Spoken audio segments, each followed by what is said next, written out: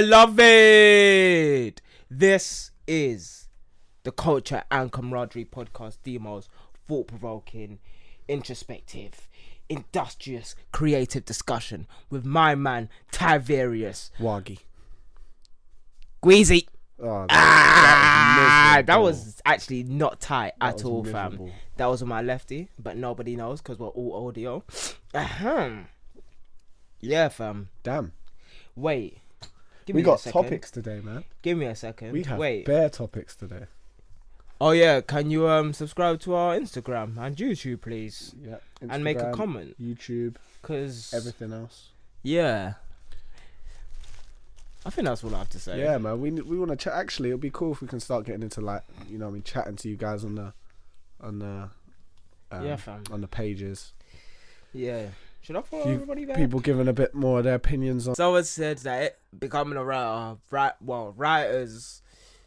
I remember the name now. I remember when I got it from, but I don't want to like shit on him right now. But he said writers, you study Shakespeare, and that's wrong. You don't if you want to become a great playwright or a great storyteller, you don't study William Shakespeare. You don't study Disney work. You study great story. Mm-hmm. Who did William Shakespeare study? Who did he study? This is my point. There's obviously an answer for that because there's he didn't come up with the form of writing. Yeah, but I'm just saying there's stories have been told literally for at least over 8,000 years since we could communicate. So that's probably millions of years. From there's that thing over there, don't go to that place. You see, Mufasa and Simba, from that simple story where it's everything the light touches is yours or whatnot. Mm-hmm. That little line right there is the basis of a lot of story, because when you start talking about light and darkness and what can be yours and what is seen and what's unseen, that is the basis of a lot of not just story but human essence as well. Well, they say all stories are essentially the same, really, isn't it? Well, they say at the core, all stories derive from the same or something, but what I'm saying is that I didn't become great by studying William Shakespeare. I became great by studying story and dissecting story, not the facade of it. And just we were talking about Top Boy last week, when we talk about the depth of story and the story within the story. So when we talk about these musicians, I wonder, because I'm not that type of person. Me, I find the greatest person to do that's done something, and then I listen to them, and then I didn't start jazz with John Coltrane. I started it with Takuya Kuroda. Mm-hmm. Well, ish, but he's the first horn player that I listened to. And then I went to John Coltrane. And then I went to everybody else. And then obviously that opens you up to Miles Davis and just everyone that's just great. Mm-hmm. Right? Great singers, great songwriters. Yeah. Let's start listening to Stevie Wonder, all of that stuff, yeah. And that's it. I listen to the greats and I'm like, okay, so that's what's been done here. And then you listen to Bach, listen to Frédéric Chopin is my favorite. Nocturne is my favorite, I should say. But Mozart is my favorite composer because of Requiem. Benedictus is still one of my favorite songs. But the point is, I the question I've got is that why do people listen to people who get inspiration from a person that got inspiration from a person that got inspiration? Because it's how knowledge is passed on. That's almost like and what's hard, and I get what you're saying, because you should look past the idolization of that person when underneath it there's principles. Like you should be. I get it. Like, but Founding it's hard. principles. It's hard to separate that from which you. That in itself is a challenge to separate that from which you are getting that inspiration from, that knowledge from. And it's like when you hear a song in a particular situation and it makes you feel a certain type of way. Yeah. You can't help but feel that emotion that you had when you first heard that song. Yeah. It's the same reason why I like garage so much. Yeah. Because I have very specific fond memories of being introduced to it. Car rides in the summer, you know, when that's playing, like parties that I'd go to with my dad and my family, like you know, like things like that. Yeah. So because of that, that's where my musical flavour and taste has come from, like certain soul, R&B, gospel that would be at my my auntie's house. Yeah. So because of that, it's the same thing. Like when you inspired by something or there's a vibe or a feeling, and because that's why I'm like even the way I think about the way I create, that's why I actually now it is I want to understand the language of music better. That's how I'm viewing it, like speaking through it. Because when you say like you want to tell a story through music, to tell the story you have to understand the language of the thing of which you're trying to speak. Exactly. It's the same thing with writing, with visual language. You need to understand colour. And it sounds so crazy, it sounds so obvious, but how there's a certain colour makes there's a you reason feel, why boys how are a certain blue colour and girls are pink. There's a reason for that, but obviously it got lost in translation, and everyone thinks it's like this whole gender war. But like pink is fertility, and blue is utility. So that's interesting. That's why there's a whole language to it. That's why almost every single, some of the best apps have a blue background, because this is the utility. You want to go here for utility. It's the color for business. That's why Facebook is blue, LinkedIn is blue, Twitter is blue. Just talk about utility. You can come and use this. It's a warm and welcoming feeling. Like, so what would you say Instagram's colours are to do? Well, Instagram is a weird one because it's meant to be about creativity. Like because it's a gradient and it's not a natural base color. It's like it's trying to invite fun, and just like that, just as it's a gradient, invite color. Yes, it's distinctive now. Like I remember when they changed it from before, and you know, I looked at the change and I was like, why would you do that? But now I kind of get it, because it's not warm and fun like the Snapchat logo is, but it's trying to say this is a creative space. So like we can, like as wacky as we are with our logo, you can be with your creativity using the app. That's actually mad. And that's like kind of the translation that comes across, and that's why Artstagram is so big, and Inktober is so big, and like even Orthogram is big, and like models, and like the people that make the most money on Instagram are models. Like they generate millions of pounds in revenue just by selling ads on their space. So like you can in essence, it's like you can do anything on Instagram as long as you are the most creative with it. And like that's the point. Like, and that's just to say there's a point in everything. Like there's a point of concern when it comes to whenever you're doing something intentionally. People will say the writing space is oversaturated, having your own blog or website is like oversaturated, and like black writers aren't really listened to, and all of these other things. But I say this is my thing, man. Like this is what I can do, and this is what I know what to do. and I'm good at this thing, and I'm gonna do it to the ends of the earth. Why? Because I can. And that's what I talk about when I talk about luxury. It's like the ability to, and bar luxury is like the ability to survive while doing. It's like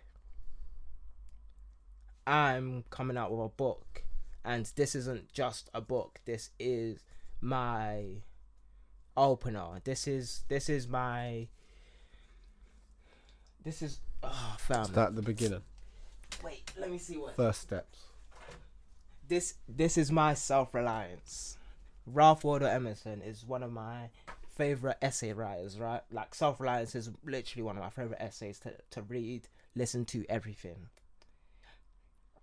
But that's what my first book is. It's my self-reliance. It's that thing right there, self-reliance. But I didn't make another self-reliance. I made something of me, from my space, from my mind, from my life experience. And this is the thing, like... So okay, you done it yourself, but... See, where would you say the inspiration stopped? Because you can say... What do you mean? Was inspired by him to a certain extent. I wasn't inspired by him. It's like, how can you call something... Like, this is a small book, and self-reliance is only half of it, right? And these are big words on a page. This is like 12 point, maybe a 13 point. So, this is an essay. This essay has a minimal amount of words. My book has more words than self-reliance does. And that's the point. It's like, I can do something like this because it can be done. It's like, you are a writer when you are an essayist as well. Like, but I'm not calling myself an essayist. And I'm not calling myself an author, and I'm not calling myself these things. Like, I create because I can. And my inclination allows me to, and my creative genius allows me that response. And because of my creative genius, I'm given the ability to, and I see it as my responsibility to do, because I can see things in a different way. And that's the point. It's like, not just because I can, but because whatever is out there isn't out there in the way that it should be. And not to say that that thing is wrong, but there's a this way to do it. So I'm looking away from what everybody else is doing right now, and I'm doing it in my direction, so to lay a pathway, and a distinctive one that is so, like, if you're a fashion writer, you stick to fashion. If you're a lifestyle writer, you stick to lifestyle. If you're a reviewer, you stick to reviewing. And like, or you start a YouTube page and all of these other things. Like, if you're gonna write scripts or do any of these things, you start a YouTube anyways. But me, I said, I can do all of those things because I am that type of person that can do all of those things. So I'm going to do all of those things, and it's going to be of me. That's the point. It's like, you can and you do because you can. And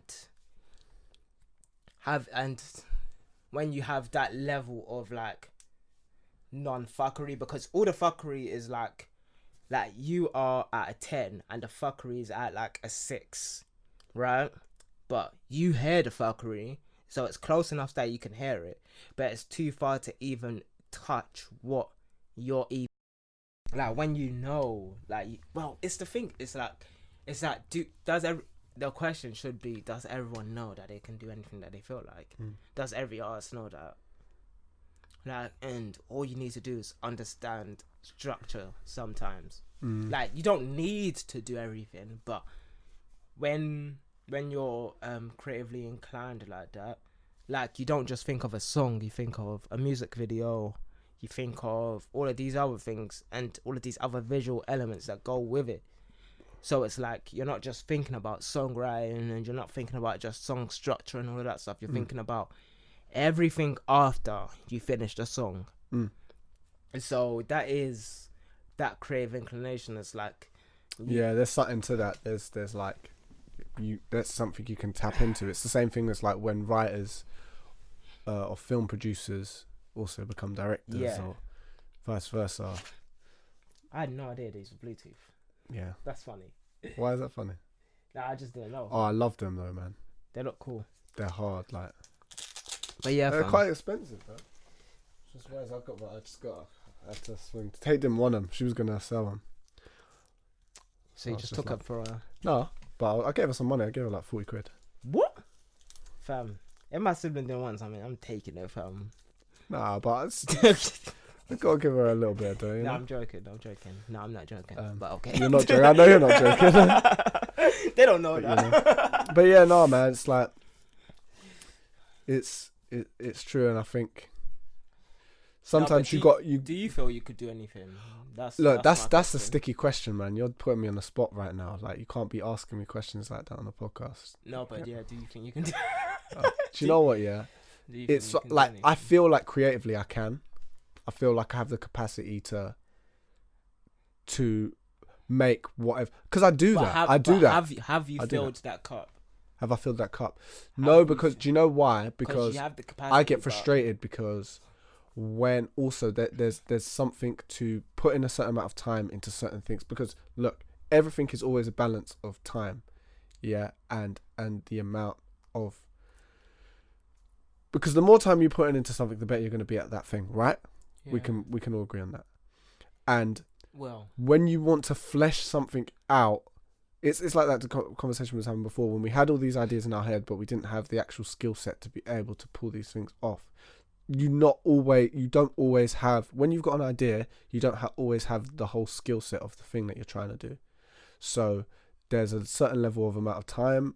There's a certain amount of time you need to be able to do to get to a certain level with certain things, and then also to surpass that and become good enough for the level of work that you want to produce that thing of, you need to spend even more time. So that's why when you're collaborating, you've got a team of people who are, look, I think in my mind, you've got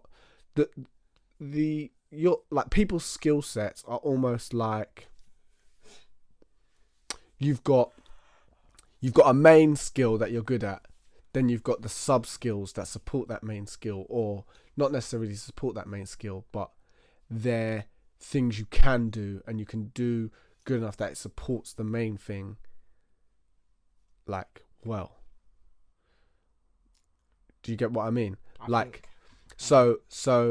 think I do. So in my mind, like, to me it's a yes or no question, but okay. Because I've answered it, but I'm giving the context of it. I think I can do anything, but when it comes to a certain level of being like, okay, look, I'm not going to be able to produce a song to the level of Timbaland. Hold up. To the level of Timbaland. And look. Wait, did you say to the level of Timbaland? Hold up. I haven't finished what I'm saying. Okay. Produce a song to the level of Timbaland. Yeah. Write the song to the level of who can I think of? A great songwriter. Stevie Wonder. Okay, yeah, Stevie Wonder. Write the song to the level of Stevie Wonder. Play all the instruments to the level of Stevie Wonder on there. Then when it comes to the music video, produce it to the extent of Quentin Tarantino, and then, you know what I mean, etc., etc. Like, and that's not necessarily saying that's a bad thing, because it's not about the pieces; it's about the whole. You get what I mean? And I'll tell you what I think about that. This is the way I view it. Like, just the framework. And even though you're not able to do all those things to that level of ability, it's not about the pieces, it's about the whole. So your ability to do all these sub things and then your main thing and how it's supported, yeah, the ability to do that makes the whole of thing of what you have produced great. You get what I mean? Yeah. My only problem with that is in practice, you're comparing yourself to others, not just skill levels, but finances. and ability and resources. It's like, and I can't do that. I can only work at my resources in this current space and time that I'm in. And for my creative ability, time and space is my plaything, right? It's like when you're an artist. Because I'm talking about strictly ability when I say that. I'm not talking about level of success, by the way. No, I know, obviously I know you're not talking about that. I'm talking about level of ability. But those people have, like, everybody started from someplace, right? Everybody started from someplace, and the funny thing is, you're talking about people that came from the bottom of the bottom of the bottom. So it's not like they didn't always have it in them. They did have it in them. But my point is, most of these people, they have picked one thing that they have solely focused, pinpoint, pricked on. That's because they only could do that thing. I get it. That's my point. But they could only within that thing got to a certain level and standard. I promise you, yeah. You get what I mean? Because of the amount of time. It's a time thing. Time is the currency in which you spread across the things that you do. And the more currency you're putting into one space, it's going to get bigger. Well, that's a philosophy that I don't ascribe to. And I'll tell you why. Okay. Because time is my plaything. And here's the thing. When you are... Because here's the most important thing. When you are struck with an absurd amount of inspiration, you can create with a speed and a frequency and a quality level that is unbeknownst to you. That is only at, like, and that's your most inspired moments. And that's why a lot of people only work from inspiration. Because, but to me, inspiration... Wait, say that bit again. When you can only work from your most inspired. So you said some people only work from that space. Okay, where they're at their most inspired. Yeah, like, and that's a sporadic place. Like, you can't work from that space. You like, and here's the thing, I work from that space. However, you also have something else that you tap into. I have a structure. This is the most important thing. This is the article even I wrote. Grinding and hacking, right? Grinding. Well, actually, let's start with hacking. Hacking is the big chunks of creative things. Hacking is like an article. Hacking is like my book. Hacking is like those things, right? And then grinding is and hacking is like the big picture things that overarcs everything, right? So, and they're both at equal levels of importance, because I don't work at order of magnitude. I work at peak performance. So that needs to be at its best, right?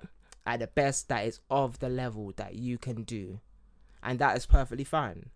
When something is at the best that you can do, people will be totally fine with that, because they know you've reached a level. It's like whenever someone hits their personal best in the gym, you don't say, I'd never lifted like Arnold or one of these Olympic weightlifters. You done your best. You done your greatest work right then and there. True. So that's hacking. Grinding is the day to day. So it's like making a blog cover, making a structure, making like doing the campaign, making a post on Instagram, making a post on Facebook, making a post on Twitter, making a post on LinkedIn, and doing all of that type of stuff, just so that everything is in order and a frequency that you can see, and that picture is complete, right? That's grinding and hacking. So it's like working at peak performance on all things and making sure each individual thing is the best, as well as the thing that the big picture thing that it was around. So let's say is it like, no, let me not go into science things. Like, it's like being a lumberjack. So hacking is chopping down the tree. Grinding is taking off the bark, shipping it to a location, taking it to the factory, and making pieces of paper from it. That is like the plain and simple difference between the two, right? Both as important as the other. Like, you can't do one without the other. And when you are at a certain level and you're working at your best, one day you can do 12 trees. The next day you can probably do 100 trees. And they are chopping trees at an alarming rate since the inception of chopping down trees to make paper. Like, this is the thing. Like, Coca-Cola didn't have a factory before. Like, and Ford. He never, is it Harrison Ford? No, that's the actor. Whoever his name is, the racist, right? The racist one. He started with a couple cars in the automated mill. But when you're able to be at peak performance on each individual thing and you understand the whole theme of it, it's like me right now, yeah. Big announcement.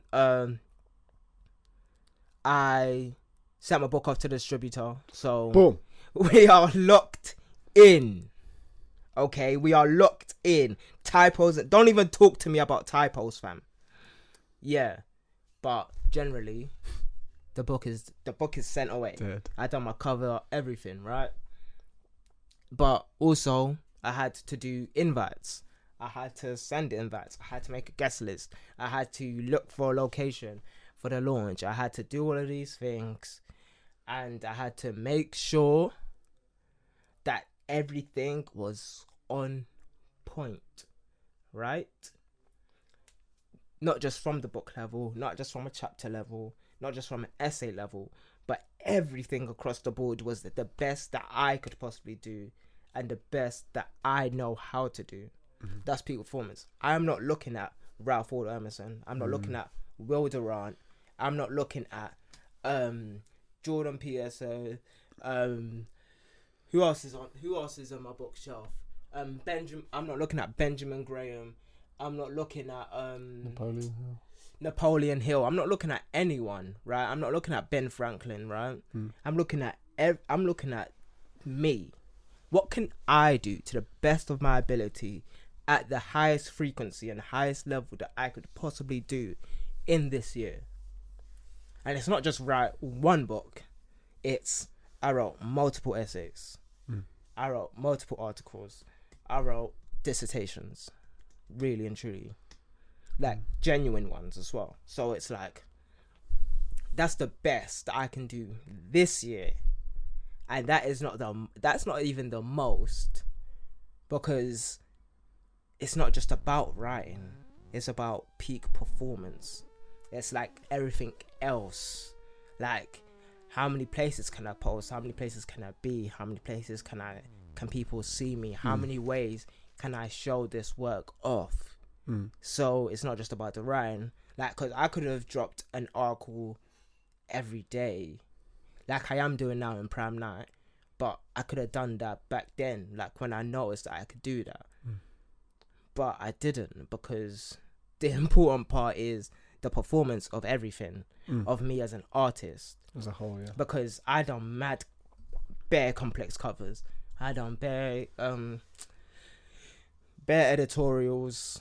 I done mad typography, made logos, done cover art, done all of these things, paid for a lot of stuff that you just pay for in logistics. Started a business account. I got my business card. Like, it's for Mazzoline. Like, yeah, I've done everything. Like, Mazzoline pasta panini. You feel me? So, like, I'm like, you don't think, like, could Ralph Waldo Emerson do that? Don't know. Exactly. Can Will Durant do that? Can Jordan Peterson do that? We know for a fact he can't, because he hasn't. Right? He can't, because all he can do is write and speak. But me as an artist, I can perform at a high level, and in my best work, I am doing things that other people can't do, because I understand the points that I can access for myself. No, I don't own a distribution plant, but guess what? I can pay someone to distribute it for me, but that's the only thing I'm paying for. I've done everything else by myself. Edited, formatted, cover art, like, it's everything. It's like nuts. It's like a nuts amount of work for one person. The most important thing is the product. It's not even just about the product. That's the thing. It's like about what is your best today. Do you know that? Like, that's why I asked you, have you filled the cup? Like, what is you at the maximum capacity of output and you accessing all the points of your creativity? Like, what is that this year? When you find that out, you can try and double it next year, or you can try and replicate again next year. And then when you have a nice couple of years of doing that, putting out work at not even a high, it's not about frequency, but it's about the quality that you can put out, and that is your thing, right? And then you can say, okay, so this is what I can do, this is my level, all right? So now you can create something more. Like, I didn't start my blogs knowing exactly what each one was. I just wrote what I needed to write. Like, it was fashion and then life.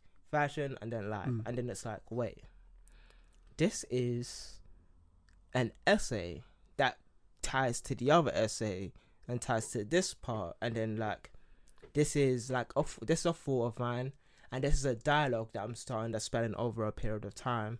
And whatchamacallit, this is about the best trainer that I've seen come out this month because of the other blogs that I wrote, More Sneakers, More Problems. And I wanted to not just talk about the bad, but I wanted to highlight the best things that come out in the year. And it's like, you can do that. Like, you can make sure that you have those things. But it's like, do you know, like, and then now I'm doing want to wear. Like, that's a new line that I come out with. And then now I'm doing Black Renaissance. And now I'm doing Rhyme and Reason, which was the name of my book that I can reveal now, but it's not the name of my book. So, but I knew these things, or I was doing these things time ago, but they tie up from time ago to today. And that is the picture of evolution. So when you scroll down my feed, you can see, he really did start from this place, from screenshotting the blogs on his back office and post them on IG, to now he's making massive poster boards on Instagram. And now you see the tapestry, and now you're weaving your own tapestry of creativity. So it's so, like, my mind isn't from what this guy is doing over there. It's from what like in my space, with my skill level, with this body, what can I perform at? Where's my best performance today? Guys, thanks for joining us on another episode of Culture and Camaraderie podcast with Ty Various and Damilare. Yeah, the Squaw. Please follow us, like and subscribe on the YouTube, Instagram, at Camaraderie Pod. Start if you want to engage with us a little bit, give us some of your opinions on the things that we've talked about, so we can have a bit of back and forth. Just like get into it a little bit more. Hashtag booyah base. Booyah base. This is definitely going to be a thing now. Booyah base. But yeah, look, that is gonna be your drop, and have a blessed week. Have a good Monday. Do your thing, guys. Nice one. Blessings, peace, and salutations.